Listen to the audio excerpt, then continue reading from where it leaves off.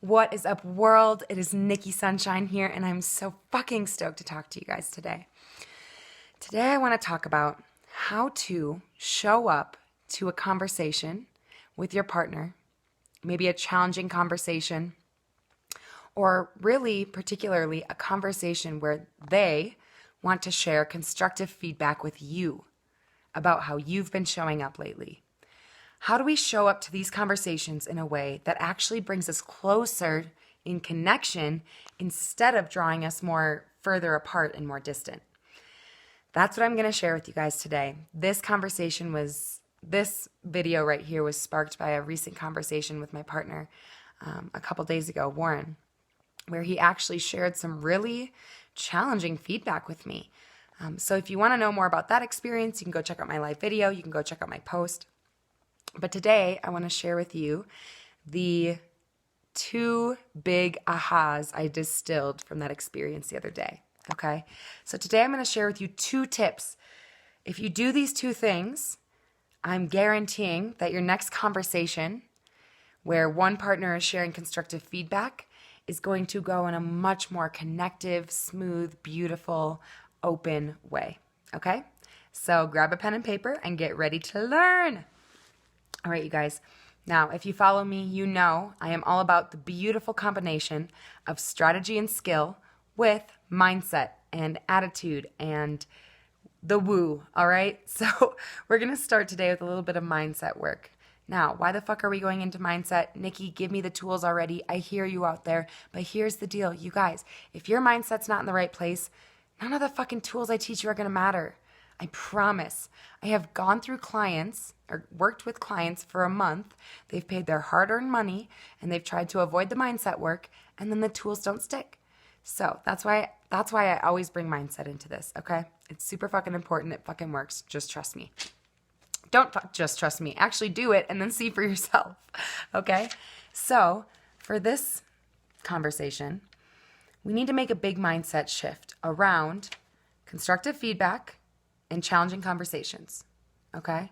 So constructive feedback is the feedback where it's not just super positive and supportive, right? It's not just like, wow, you've been doing a great job with the kids lately. Constructive feedback might look like, hey, something you've been doing with the kids hasn't been working for me lately. When can we talk? And that's constructive feedback, okay? So if you view constructive feedback as a burden, as a problem, as every time my partner complains about me, every time my partner criticizes me, God, I hate those conversations. They feel so heavy. They feel like shit. We never resolve them. Oh, you want to talk again? Can't we just get along? Okay, you guys, these are examples of some of the simple thoughts that make up your mindset around challenging conversation and constructive feedback. All right, so if you're out there and you're like, yeah, that's me. I hate constructive feedback. I hate challenging conversations. Whenever my partner says, hey, can we talk? I go, oh, do we have to? If that's you, there's nothing wrong with you. You're not bad. You're not wrong. But you can choose right now to adapt a more empowering mindset around challenging conversations and constructing feedback. Okay? And so I'm going to share with you a few of those mindset shifts in just a moment. But what I want to say right now is this. When you come into a challenging conversation with the mindset that this is going to fucking serve me. Yeah, this is uncomfortable as shit. This feels hard. I don't want to be here right now. My stomachs are tumbling inside. And yet, I'm committed to showing the fuck up. I'm committed to being here because I know for certain that if I can find the golden nugget in this conversation, that my partner is truly trying to call me forward to be a more aligned, beautiful version of myself. And I am a fuck yes to that. When you show up to the conversation with that type of mindset, you are instantly on the path for more connection, more understanding, more coming together, less fights, less rigidity, less defensiveness. Okay? Do you guys see that? Drop me a hell yeah if you see how this mindset shift could actually help the conversation go differently. A hell's yes, okay? Drop it in the comments. So here's a few prompts for you guys. If you're like, yes, I'm out there, I want to get my mindset right, here are a few prompts for you to sit with. Feedback is an opportunity for me to grow. Feedback is my motherfucking friend. And even when it's hard to hear, it's trying to get me to look at something important.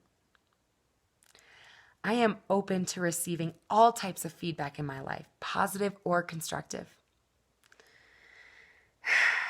I am actually curious about how others experience me, even when it's hard to hear. How can I grow here? That's my new fucking mantra. When I'm challenged in a conversation, I'm just going to ask, how can I grow here? I'm down to grow. I'm down to grow even when it's hard, even when it's uncomfortable, which it always fucking is, right? You guys, if you're out there and you're like, yeah, growth, but then you're like, this is hard. It feels gross. I don't want to do it. Shit, I don't know what to tell you guys. Growth is fucking uncomfortable. I'm not just like comfortable all the time. That's not how I got to living my dream life and creating the relationship of my motherfucking dreams. It's from constantly being uncomfortable and just being with that, right? So adopt that as a new mindset, all right? So you got to start to see challenging conversation, uncomfortability, constructive feedback as a good thing, as a thing that will help you grow, okay? So this is tip number 1. Get your mindset right, friend, okay? Now, tip number 2, this is the more strategy-based tip. Arrive to the conversation with a goal of truly understanding what the other person has experienced. Now, this requires something really fucking hard, which is setting aside your ego, okay? So let me explain. When your partner looks at you and says, this is what Warren said the other day, Nikki, I don't feel attracted to you lately because I experience your energy as dominating and too masculine. Now, when he says that right to my face, you better fucking believe there's a part of me that wants to get all defensive and say, well, you don't know what I've been through the last month, and there's a reason I've been in my masculine. Can anyone relate to that? Now, there's another big part of me that wants to jump up and throw it right back in his face and say, well, you think you've been so perfect the last month? Let me tell you, I haven't been attracted to you. You're not so great either. Ever experienced that before? I'm going to one-up you. Now, let me give it to you guys straight. When you're tempted to one-up or defend yourself, what's going on is your little baby ego is hurt, okay? Your little baby ego's like, I'm hurt. Hurt them so I feel better. That's legit what's going on. And so it's not an easy skill to master. I'm not going to lie. And I wouldn't even call myself a master, but I have become really fucking good at being able to set aside my ego. Now, that doesn't mean get rid of my ego. My ego's not bad. My ego's not wrong. My ego's not an asshole. I just say, oh, hey there, ego. Yeah, I see you trying to come up and take control of the situation. Here's the deal. I love you. I appreciate you. And here's your seat today.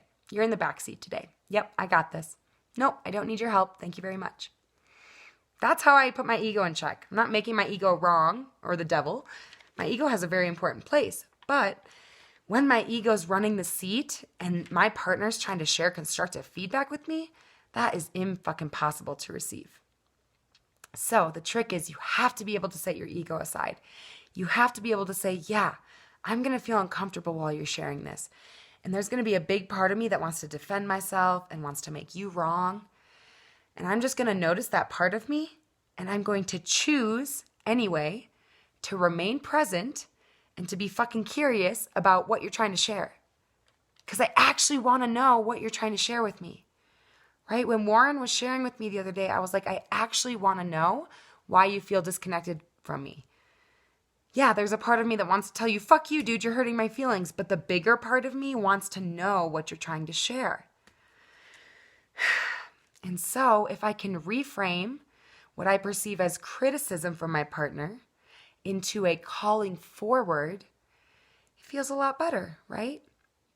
And if I can be an investigator with curiosity as my number one tool, I can dig through all of the words and find the golden nugget, right? That my partner is delivering to me.